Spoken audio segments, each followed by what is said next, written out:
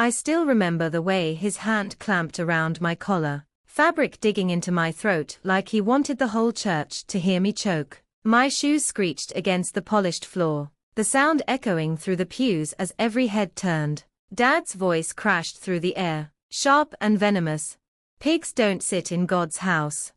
His spit burned against my cheek. The whispers started first, then the laughter, and over it all, the faint, deliberate clicking. Mom, lifting her phone, snapping pictures as if my humiliation was the best entertainment she'd ever had.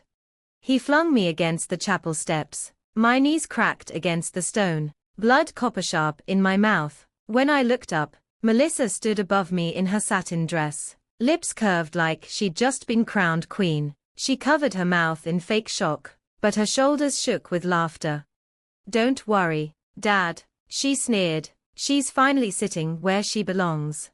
The church doors shut with a groan, muffling the choir still singing inside. I pressed a hand to my chest, trying to steady the rage rising like bile. Across the street, boys from school leaned on their bikes, smirking at the spectacle. Mom tilted her phone for a better shot. "Smile, Piglet," she laughed. "You'll want to remember this blessing." I wanted to scream, to rip the phone from her hands, to destroy the moment before it lived forever on her screen. But my throat locked. My silence only made their laughter louder. I tried to rise, but Dad shoved me back down, gravel slicing into my palms. "Stay where you belong," he growled low, "just for me." His eyes, hard and black, burned through mine. "Don't crawl back in there, you're no family." Then they left me, just walked away. The church carried on, doors closing behind them, while I sat bleeding in the dirt with their laughter echoing in my ears. When the sermon ended, polished shoes clicked past me, children clutched him books, women their handbags. Some looked away, others smirked. One woman leaned to her friend and whispered loud enough for me to hear, "That's the cursed girl." Melissa floated past, clinging to Mom's arm like royalty, Dad leading ahead, as if nothing had happened. She bent just enough to hiss, "Next time, don't take my seat. Maybe then Dad won't remind you what you are."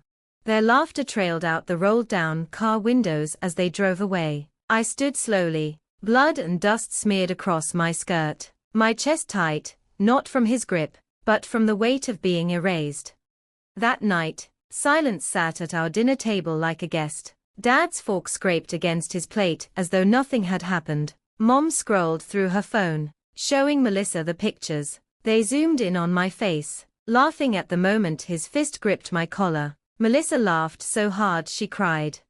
"You should post it." Melissa giggled, barely able to catch her breath. "Call it, How to Drag Trash Out of Holy Places." Mom smirked, eyes glinting. "Oh, I might, or maybe I'll save it for the family album." Dad didn't laugh. He chewed slowly, swallowed, and said, "She learned her place today." His tone was flat, but satisfied.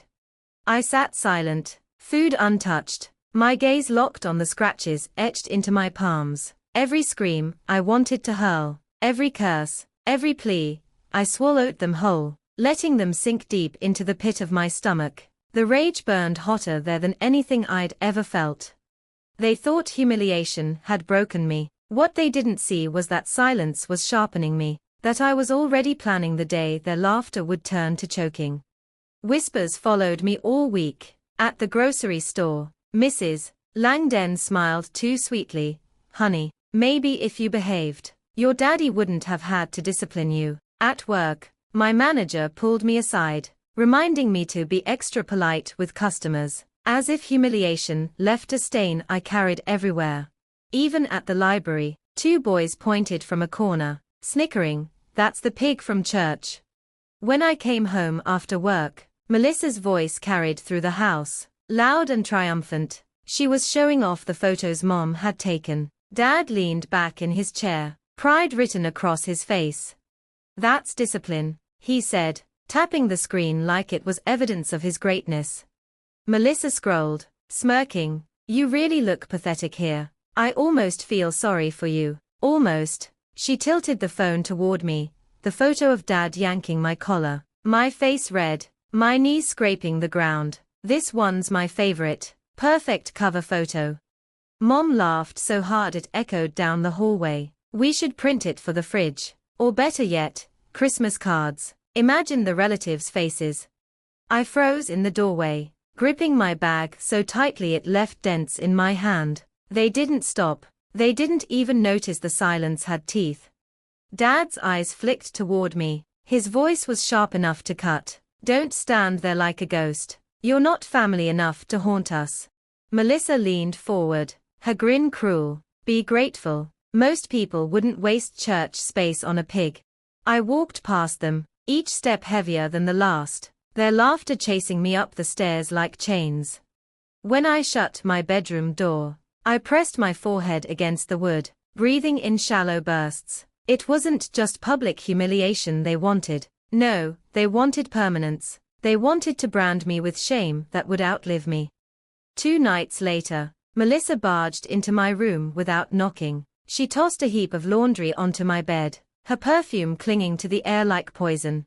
Mom says wash these, don't shrink them like last time, piglet. She flashed a sweet smile that made my stomach twist. Oh, and Dad says you're not going to church this Sunday. He doesn't want the embarrassment. I stared at the pile of her silky blouses and dresses, my jaw clenching until my teeth ached. Get out. Her smirk widened. Oh, scary. What are you going to do? Squeal. Careful. Pigs don't belong in houses either. She laughed and slammed the door on her way out. The clothes sat on my bed like a monument to her arrogance. My fists curled, nails cutting crescents into my palms. Sunday came. As promised, they left without me, Dad in his pressed suit, Mom in her floral dress, Melissa glowing in pastel satin. The front door slammed, their laughter floating down the driveway. Silence filled the house, and in that silence, my rage breathed.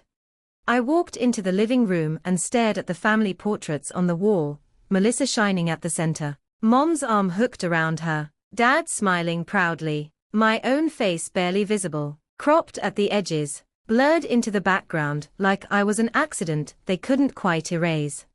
I stood there a long time, chest rising and falling, until clarity struck me hard and cold. I was done begging to exist in their world. I didn't want their scraps of love. I wanted something else entirely. That night at dinner, Melissa couldn't help herself.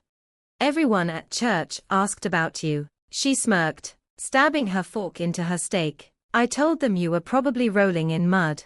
Mom chuckled, sipping her wine. They should thank us for keeping the filth outside. Dad pointed his knife at me like a judge passing sentence. Remember, girl, this family runs on respect. And respect means knowing your place. I looked at him, then at Melissa, then at Mom. My lips curved into a small, quiet smile. It wasn't joy. It wasn't kindness. It was something darker. And for the first time, the table fell silent. Their laughter died in their throats, uncertain. I lowered my eyes, chewed slowly, and said nothing, because I knew what they didn't.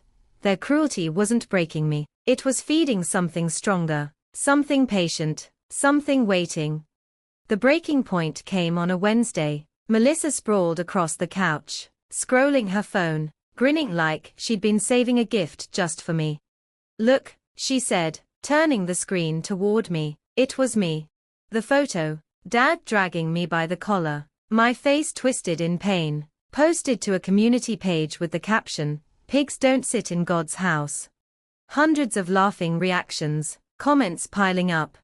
Looks like you're famous, Melissa giggled. Don't worry, Piglet, everyone already knew. Now it's just official. Mom's laugh carried from the kitchen. She should be honored. Finally, she's useful for something. Dad didn't even glance up from his chair. Let them laugh, maybe it'll teach her.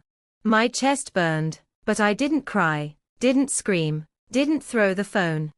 Instead, I smiled again, quiet, steady, that same smile that had unsettled them before.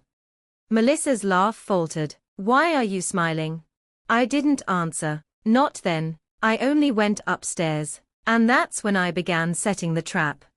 Every scrap of their cruelty, I gathered it all. The photos, the captions, the comments dripping with venom, Melissa's mocking posts, Mom's laughter threaded through every line, Dad's words like knives. I didn't save them for police. I didn't collect them for sympathy. I collected them for something sharper. The next Sunday, I told them I'd walk to church alone. They laughed. Of course. Dad sneered, try not to crawl in the mud before you get there. Melissa added, don't forget your leash. But I didn't walk with them. I went early, earlier than anyone. With the old key Mrs. Langdon had once left me, I slipped into the choir loft, and I set everything up. When the pews filled and the sermon began, I waited, the hymns rose, the prayers droned, then the screen behind the pulpit flickered. Not verses, not scripture. Their faces. Dad's, Mom's, Melissa's. And then their voices, echoing across the speakers, booming through God's house. Pigs don't sit in God's house. Smile, piglet. Trash doesn't deserve respect. Gasps tore through the congregation, heads whipped around, the screen shifted from words to pictures. Dad's hand gripping my collar, Mom snapping photos, Melissa bent in half with laughter. Every jeer, every caption, every piece of their cruelty flashed for the world to see. The pastor stammered, helpless, but the crowd wasn't. Their whispers spread like fire, monsters, in God's house. That's when I stepped from the shadows, walking down the aisle. My footsteps echoed, and every gaze followed, not mocking this time, but horrified, judgmental. Dad's face drained to ash. What have you done? He hissed. I stopped halfway, my voice steady, cutting through the noise. You told me pigs don't sit in God's house, but tell me, who looks like pigs now? Melissa shot to her feet, red-faced, shrieking, turn it off, but her own voice answered her, replaying over the speakers, trash, piglet, filth. Mom grabbed my arm, nails digging in, you'll regret this, but when she turned to the crowd, their eyes had already shifted, filled with disgust. Not me. And then it happened, the laughter. Not at me this time, at them. A chuckle from the back, a snicker near the front, then a wave, rolling through the pews, pointing, laughing, shaking their heads. For the first time, I watched them drown in the same humiliation they'd once forced me to choke on. Dad's face purpled with rage as he roared, stop laughing, but no one obeyed. Mom's phone slipped from her hand, shattering on the floor. Melissa clutched her ears, tears streaking black lines down her cheeks.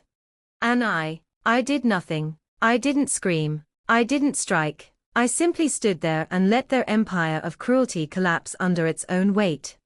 When I turned to leave, the doors opened wide. No one sneered. No one whispered. No one stopped me. Behind me, their cries tangled with the same laughter they once used to break me. And for the first time, I didn't carry it. I let them choke on it themselves.